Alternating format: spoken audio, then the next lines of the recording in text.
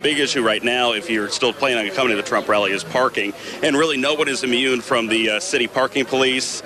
This is a Secret Service vehicle. This is the vehicle the Secret Service agents came in this morning, and bingo. It resembles a bombed-out building that you would find in Berlin around World War II. But the time has come to take down this old Grayville icon. And they're also tired of all the safety hazards like this broken glass that's outside what used to be the bar. City officials say the building has been unsecure for quite some time. Parts of it are falling down. This is a piece of drywall from the ceiling.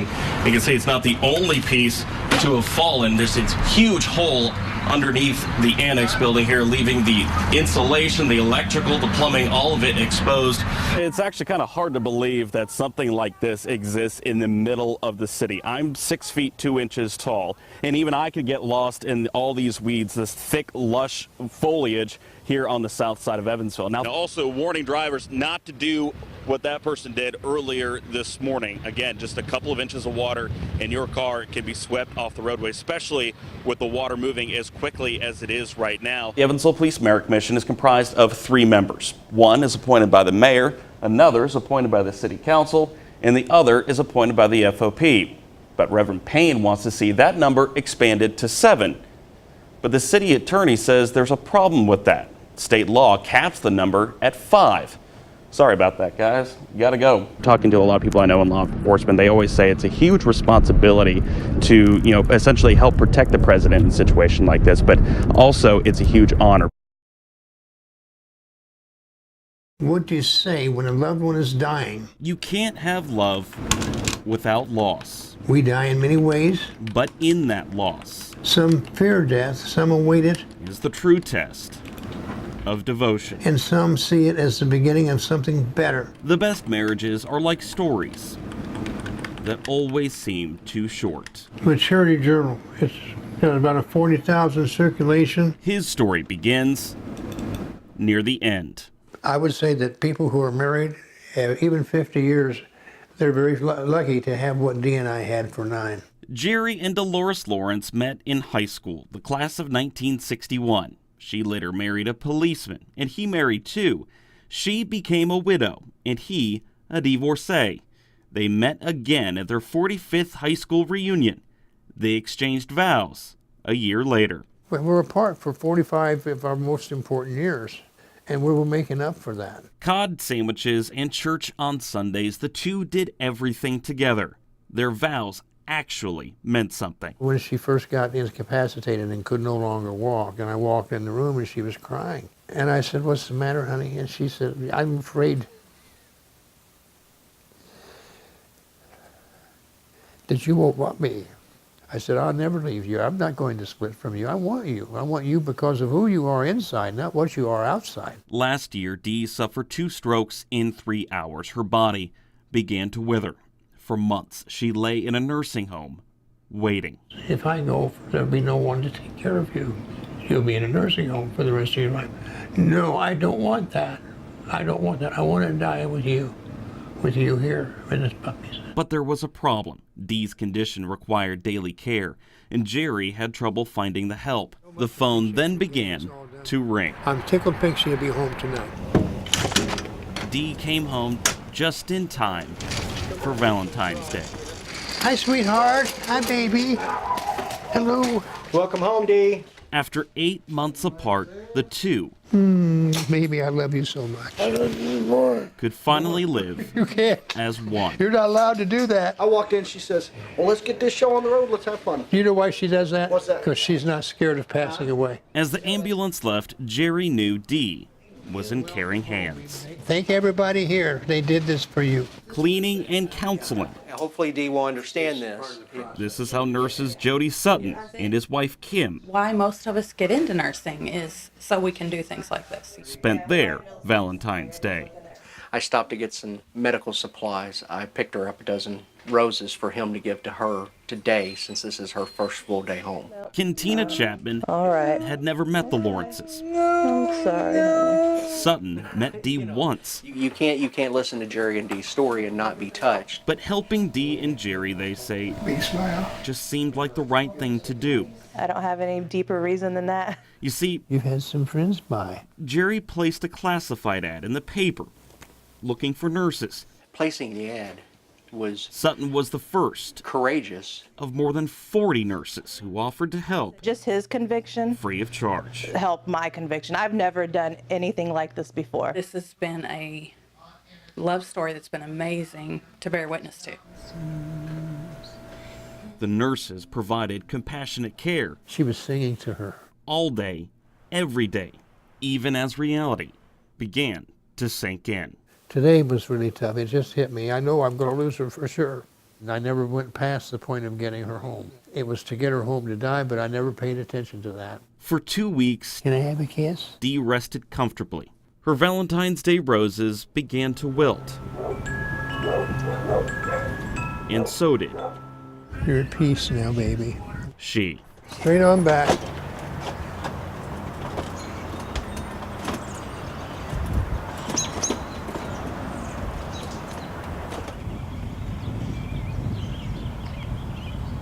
I feel an emptiness, and it started at 11:35 today. Dee passed peacefully, surrounded by those she loved. Jerry's last words Loss were thank you is and goodbye. not something that you can experience until you've first had love. Otherwise, you don't have a loss. I have a loss now. No more pain, no more sorrow. When you lose someone dear to your heart, they become a memory, and soon those memories become treasures. And Dee was my treasure. A week later, they played her favorite songs, Here's to my wife, my love, Dolores Lawrence. toasted to her memory, and Dee's devoted angels wouldn't miss it for the world. And we got new friends here. You can't have love without loss, that's true. But along the way, you gain something, How about a group hug? too. I will never forget you folks. It was good service, Jerry. Yeah, Yes, it was. yes, yes. Yeah, it was great. Yeah. I have 6.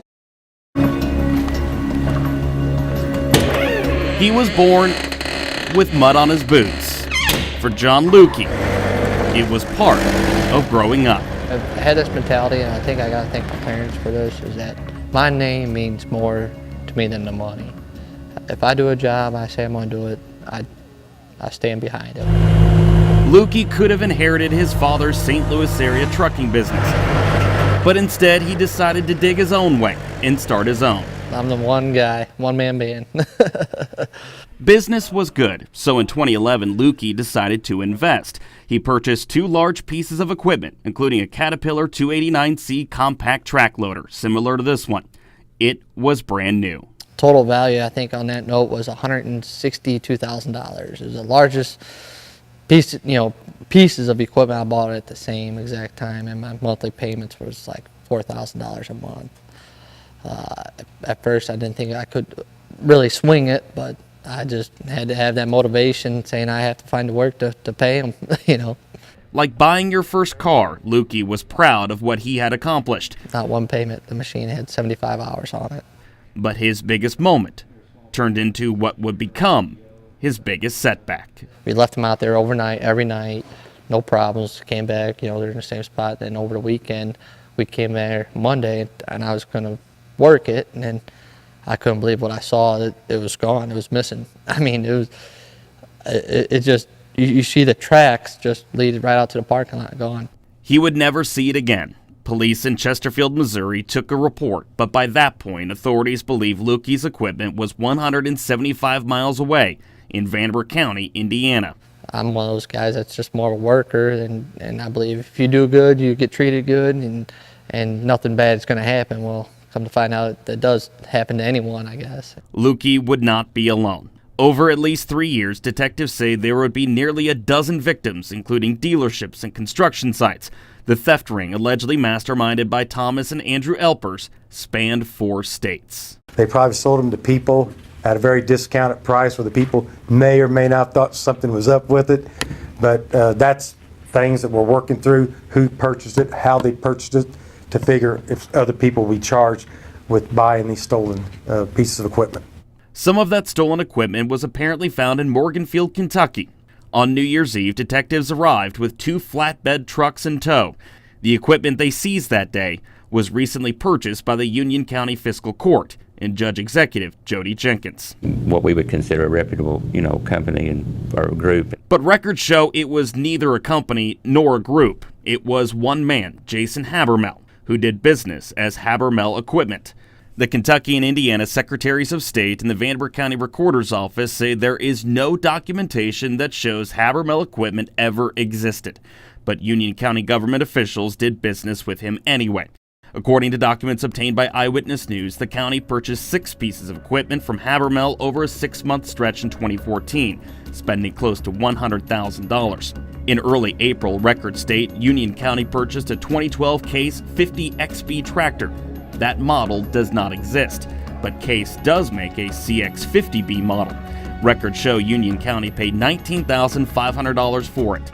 The estimated market value, according to the leading equipment trading sites, between $40,000 and $55,000. On April 22nd, records show Union County purchased a 2011 Caterpillar 289C track loader for $19,950. The estimated market value on that one, between $36,000 and $50,000. Law enforcement sources say at one time, This is crazy. this piece of equipment belonged to John Lukey. Oh, it's heartbreaking. I mean, it's just, come to think about it, I mean, this is pure profit for the guy. I mean, he got something for nothing, and he got rid of it still for 25 cents on a dollar. That seized piece of equipment on the back of that flatbed truck was his. It's difficult for Lukey to comprehend, considering what he paid. It was roughly around $75,000. Versus what Union County paid. But the county's purchases kept on coming. In June 2014, records show the county purchased a skid steer for $10,000 less than the estimated market value. In July 2014, the county bought a 2013 Case mini excavator. Its estimated market value is more than $55,000. Law enforcement sources say this particular piece of equipment was stolen from Evansville's Coberstein Contracting. Company officials say they paid $72,000 for it, just months before it was reported stolen on July 3, 2014. Just days later, it was officially in Union County's possession for just under $20,000. We have a model procurement process, and so anything when you're buying it used, if it doesn't exceed, I think our limit's $20,000, then you look at other comparable pieces of equipment, or vehicles or anything else. You look at something, 2 other things that are comparable in shape and model, year, that sort of thing, and wasn't anything out of the ordinary. Really? The records have shown the fiscal court did business with a business that didn't exist.